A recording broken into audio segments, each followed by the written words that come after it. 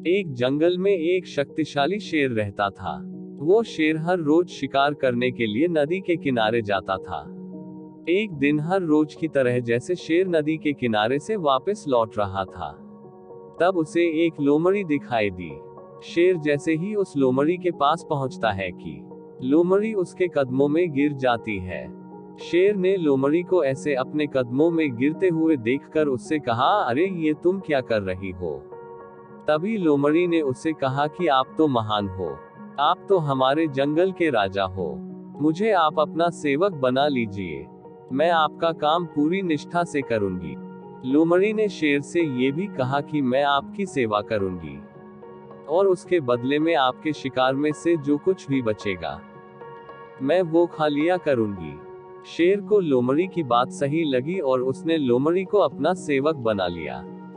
अब जब भी शेर शिकार करने जाता था, तब वो अपने साथ उस लोमड़ी को भी ले जाता था। इस तरह दोनों साथ समय बिताने लगे और देखते ही देखते दोनों में बहुत अच्छी दोस्ती हो गई। लोमड़ी अब शेर के शिकार का बचा खुचा मांस खाकर पहले से ज्यादा बलवान होती जा रही थी। एक दिन लोमड़ी ने शेर से कहा कि अब तो मैं भी तुम्हारे जितनी ही बलवान हो गई हूँ, इसलिए मैं आज हाथी पर वार करने के बारे में सोच रही हूँ। मैं आज हाथी पर वार करूंगी और मेरे खाने के बाद जो मांस बचेगा वो तुम खा लेना।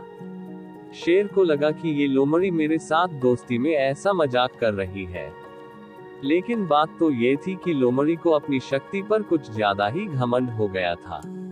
वो अपने आप को शेर के बराबर मानने लगी थी। लोमड़ी पेड़ पे चढ़कर बैठ जाती है और हाथी का इंतजार करने लगती है। शेर को हाथी की ताकत का पहले से ही अंदाजा था, इसलिए वो लोमड़ी को समझाने की कोशिश कर रहा था, लेकिन लोमड़ी समझने के लिए तैयार ही नहीं थी। तभी पेड़ के नीचे से एक हाथी गुजरता है। हाथी को देखते ही लोमड़ी उस पर हमला करने के लिए कूद पड़ती है, किंतु लोमड़ी ने छलांग सही जगह पर नहीं लगाई, इसलिए वो हाथी के पैरों में गिर जाती है। हाथी ने जैसे ही अपना पैर बढ़ाया, वैसे ही लोमड़ी उसके पैर के नीचे कुचल गई। इस तरह लोमड़ी ने अपने दोस्त शेर की बात न मानकर अपने घमंड की वजह से बहुत बड़ी गलती की और अपने प्राण गंवा दिए।